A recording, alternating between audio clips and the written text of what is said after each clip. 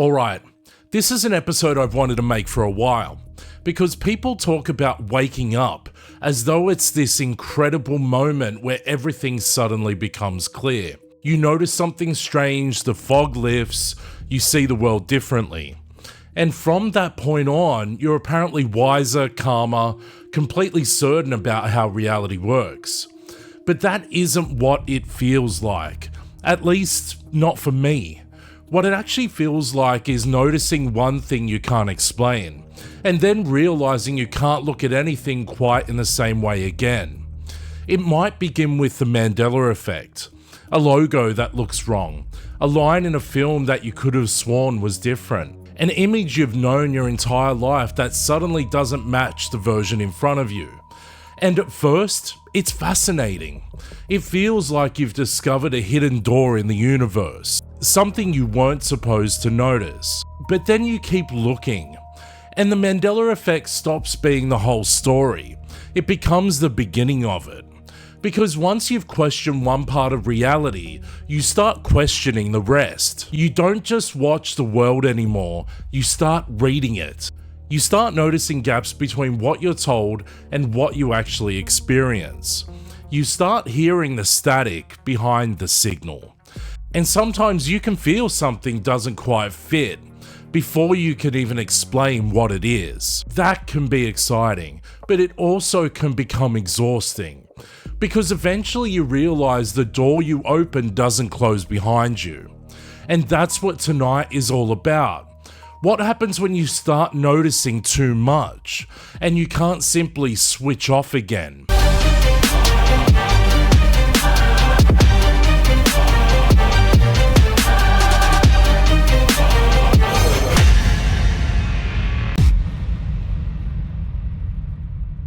Because if you're watching this, I suspect you already know that feeling. Maybe it's only just begun for you. Maybe you've been carrying it for years. Either way, let's talk about it properly. It usually begins with something so small that, from the outside, it almost sounds ridiculous. A missing letter, a changed colour, a quote that apparently nobody ever said.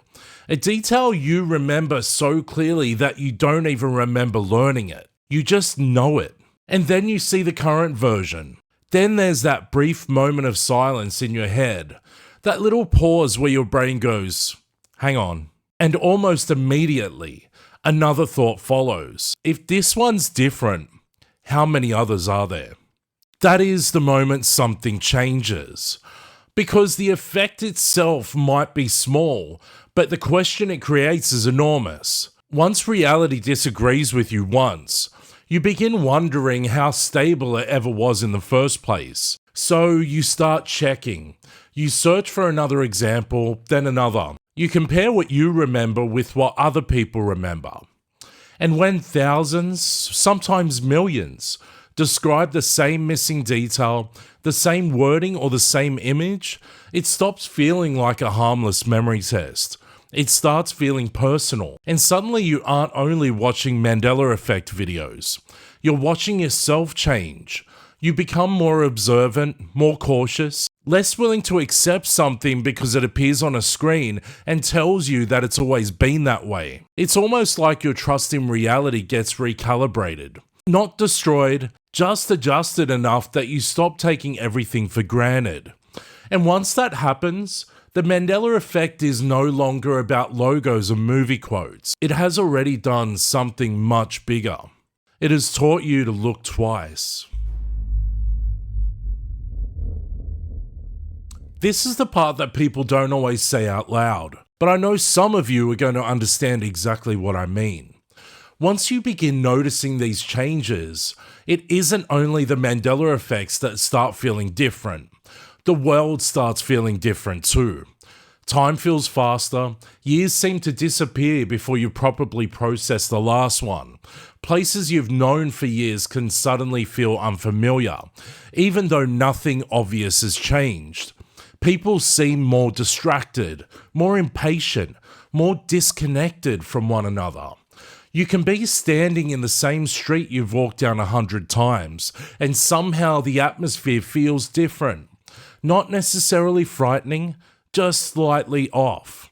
And you can catch yourself asking questions like, why does it feel like everything is speeding up? Why are the years disappearing? Why does the world feel so much louder than it used to? Why does everyone seem so exhausted, even when they haven't moved? And what makes this interesting is that people who have never heard of the Mandela Effect often say the same thing. They don't talk about timelines, they don't talk about reality shifts. They just say, I can't explain it, but something has changed. Now, there are plenty of ordinary explanations for that. Technology, stress, age, the constant stream of news and information, the fact that nobody is almost truly offline anymore. All of that matters. But I also don't think we should dismiss the feeling simply because we don't yet understand where it comes from. Because this series has never been really about the trivia. It isn't about proving who remembers a cereal box correctly. It's about what happens when the rest of the world begins to feel less fixed than you were always told it was. The Mandela Effect might be the first thing you notice, but it can leave you wondering whether it was only the first clue. This is where waking up can start becoming heavy, because there is a difference between being aware and constantly scanning. Awareness is calm. It pays attention, but it doesn't always demand an answer from every moment. You notice something unusual, you sit with it, you think about it, then you continue with your life. Scanning is different. Scanning is when your mind starts searching for something wrong everywhere you look. Every logo, every conversation, every photograph, every strange coincidence, every time someone remembers something differently from you. You become constantly alert, waiting for the next mismatch. And for a while, that can feel powerful. You feel sharper, more observant, like you're finally seeing what everybody else is missing. But if you stay in that state for too long, it begins taking something from you. Your peace. Because none of us are built to live in a constant state of alertness. You can't enjoy your life properly if part of your mind is always waiting for reality to prove itself unreliable again. And I know some of you have been there. It's 2 a.m. You were supposed to be asleep hours ago, but you found another example, then another video, then another photograph, then somebody in the comments mentions something you haven't thought about in 20 years. And suddenly you're comparing memories, dates, and different versions of events while the rest of the house is asleep. I've been down the rabbit holes too. Sometimes you look up and realize hours have passed, and it isn't necessarily because you're losing touch with reality. It can be because your mind is desperately trying to create a clear answer from something that refuses to behave clearly. But in all honesty, there has to be a point where you step away. Not because the questions don't matter, because you matter too. Then there's the isolation. The part that rarely makes it into the fun Mandela Effect compilations. You discover something that genuinely unsettles you, and naturally you want to talk about it. So you bring it up carefully. Someone laughs, you try explaining it more seriously, then immediately they tell you your memory is unreliable. You show them several examples, they shrug, or they change the subject completely. And sometimes it isn't even disagreement that bothers you. It's the complete lack of curiosity. You're standing there saying, doesn't this seem strange to you? And they genuinely don't care. After a while, you stop talking about it. Not because you're ashamed, not because you've changed your mind, you simply realize that not everybody wants their understanding of reality changed. Some people need the world to feel solid. They need history to be final. They need the accepted answer to remain the accepted answer. And honestly, that's okay. We all deal with uncertainty differently. But once you understand that, you stop exhausting yourself trying to wake up people who don't want to be woken. You stop turning every conversation into an argument. You stop treating disbelief as personal rejection. And instead, you start recognizing the people that already understand. The ones that don't laugh immediately. The ones who pause.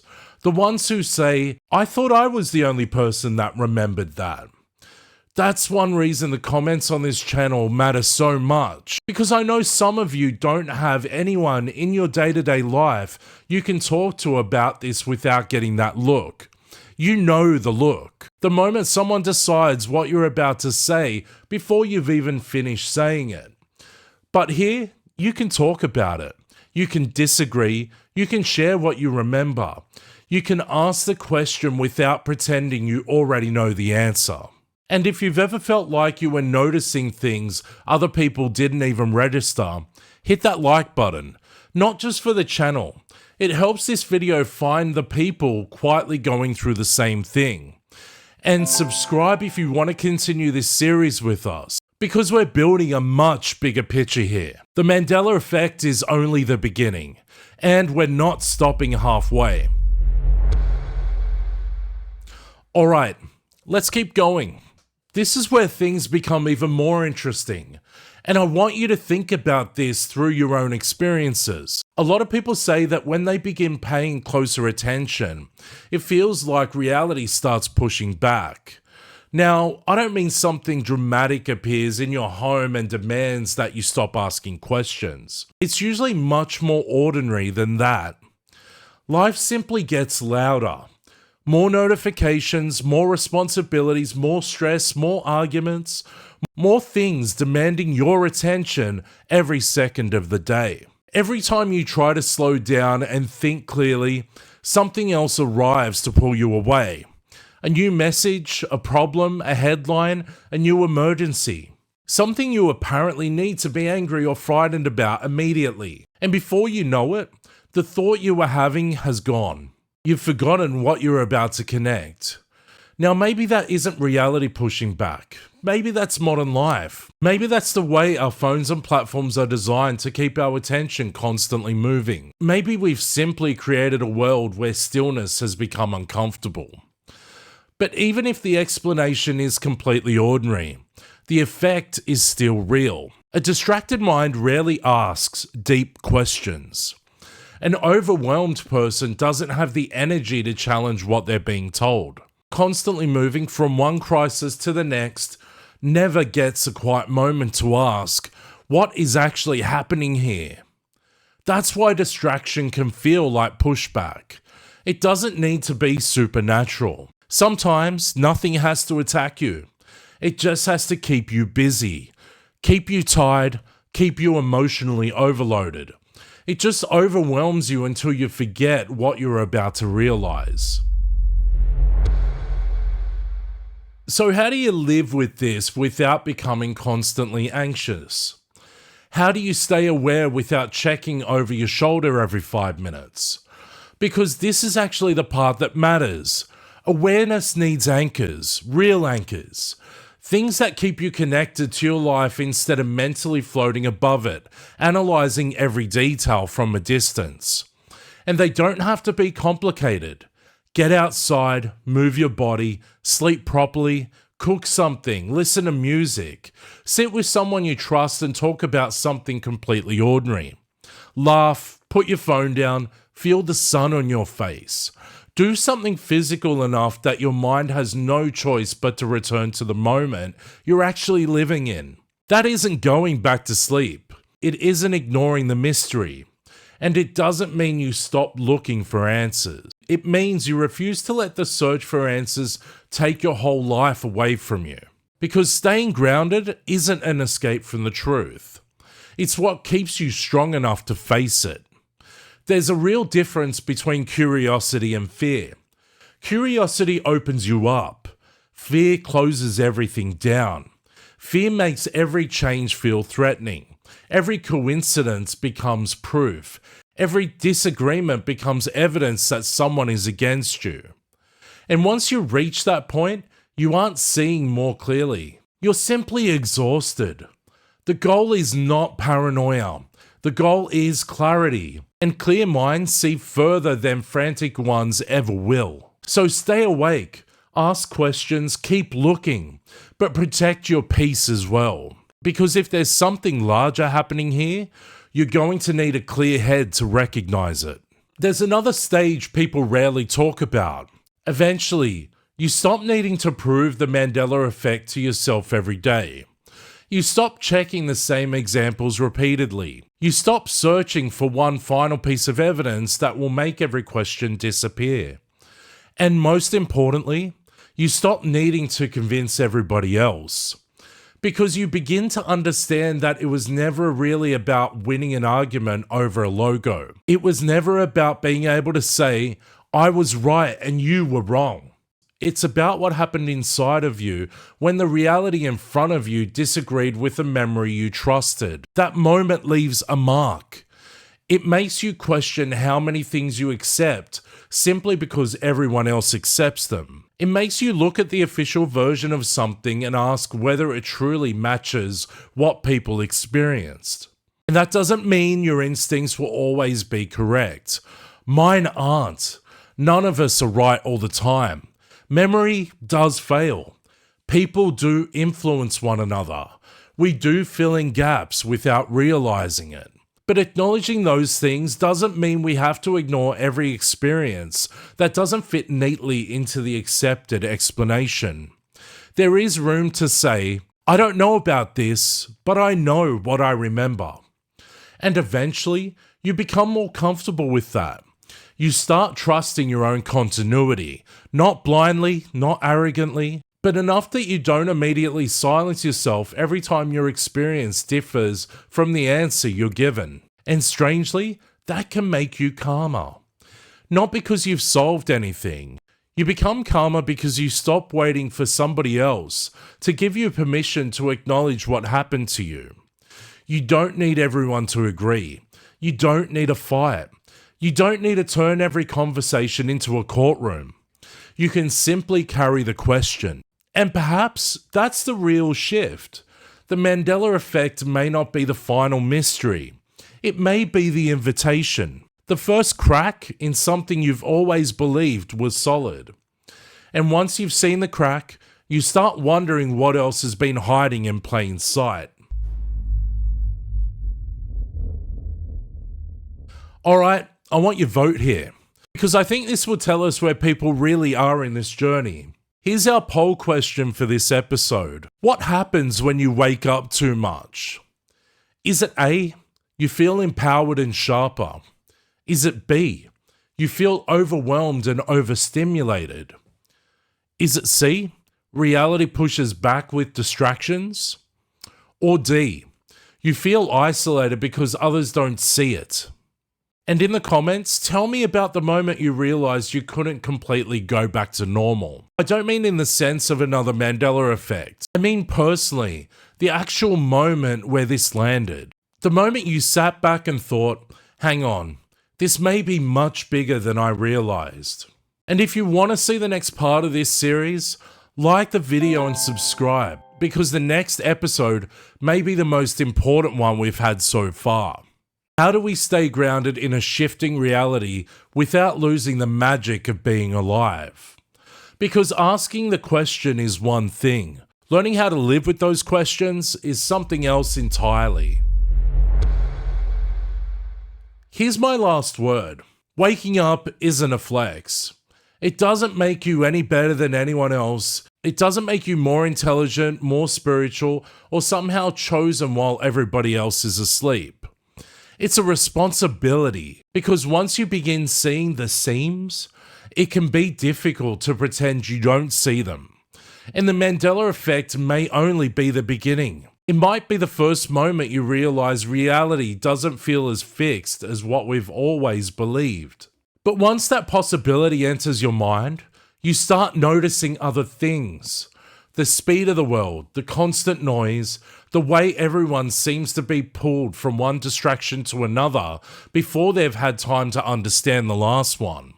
The way people are becoming more connected through technology while somehow feeling more alone. The sense that something important is happening just outside the edge of our attention. And I know how that sounds, but I also know that some of you understand exactly what I mean. You might not have the perfect words for it. You might not have the evidence you can place on the table. You may only have a feeling that the world you're living in no longer feels quite like the one you remember. That doesn't mean you should fear everything, and it doesn't mean every strange moment has a hidden meaning. Because if you don't learn how to carry this awareness properly, it can become a storm inside your own mind. And honestly, I think that may be the real test. Not whether you can identify every Mandela effect, not whether you can prove when the timeline changed, not whether you can explain what caused any of this. The real test is whether you can remain awake without losing yourself, whether you can question reality and still enjoy life, whether you can notice the darkness without forgetting there's still light here too. Because awareness was never meant to destroy you. It was meant to strengthen you.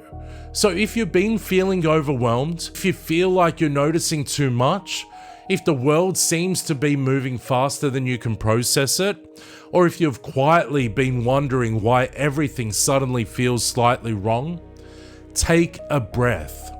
You don't need to understand every change, every pattern, or every strange feeling before you continue living your life.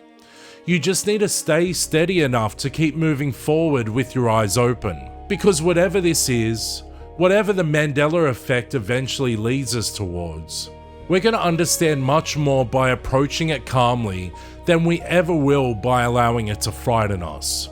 And if you're still here with me now, still asking questions, still willing to look, but refusing to lose yourself inside the mystery, then you're already doing better than you think. Once again, I'm Mike. Thanks for hanging around for the full episode. That was a big one.